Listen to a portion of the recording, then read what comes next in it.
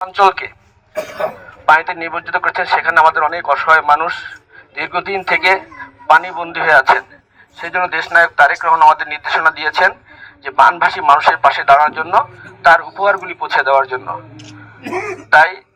তারই পরিপ্রেক্ষিতে আজকে আমাদের উপজেলা, এই রামগঞ্জ উপজেলার ছাত্রদল, যুবদল, স্বেচ্ছাসেবক দল তথা বিএনপি, আপনাদের সকলে পরিচিত আমাদের মন্টু ভাই, আমির হোসেন মোল্লা, আমাদের স্বেচ্ছাসেবক সদস্য ইমরান, পৌর আহ্বায়ক নিশান, স্বপন চকিয়া, রহমান, ত্রাণ দিতে নয়, দেশনায়ক তারেক রহমান একটি উপহার, যদিও ক্ষুদ্রভার উপহার উপহারই। আমার একটি স্লোগান রয়েছে, সেই স্লোগানটি হলো, আপনি আপনার পাশে থাকা যে কোনো অসহায় পরিবারের দায়িত্ব নিন। দেখুন, আপনার পাশে একজন বিত্তমান রয়েছে, সেই বিত্তমান যদি পাশে যে আমাদের কষ্টে রয়েছে তার যদি দায়িত্ব নেয়, তাহলে বাংলাদেশে কিন্তু আর অভাব হবে না। আপনারা দেখেছেন যে ইমানের জোর কত কম। নবীজির সুন্নত কেটে, নবীজির সুন্নত হলো আমাদের দাড়ি, সেই সুন্নত কেটে হাজার হাজার কোটি টাকার মালিক সে নৌকায় শ্রী সালমান এফ রহমান কিভাবে গ্রেপ্তার হয়েছে, এই টাকার তো কোনো মানে নেই।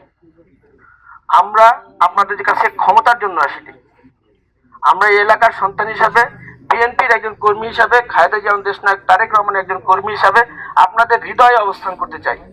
আমরা ক্ষমতা চাই না, আপনাদের হৃদয়ে যদি আমরা অবস্থান করতে পারি, আল্লাহ, ক্ষমতা হলো আল্লাহর দান, আমরা ক্ষমতায় আসবো। আপনারা বিগত দিনে দেখেছেন এই এলাকায় কি পরিমাণ সন্ত্রাস হয়েছে।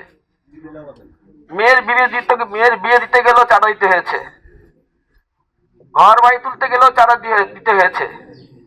আমাদের নেতার স্লোগান, ওই সকল সন্ত্রাসীদের বিষয়ে জিরো টলারেন্স, মানে ওই সকল সন্ত্রাসীদের বিচার আপনারাই করবেন। কিন্তু যারা ভালো মানুষ, আওয়ামী লীগ করেন, অসুবিধা নাই, যারা ভালো মানুষ তারা যেন অত্যাচারিত না হয়। কিন্তু সন্ত্রাসীদের কোনো মাপ নেই। যারা সন্ত্রাস করেছে, এদেশের মানুষের জনগণের ক্ষতি করেছে, ব্যবসা করতে দেয় নাই।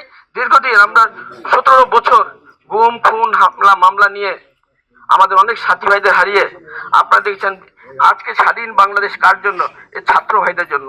আজকে প্রায় 2500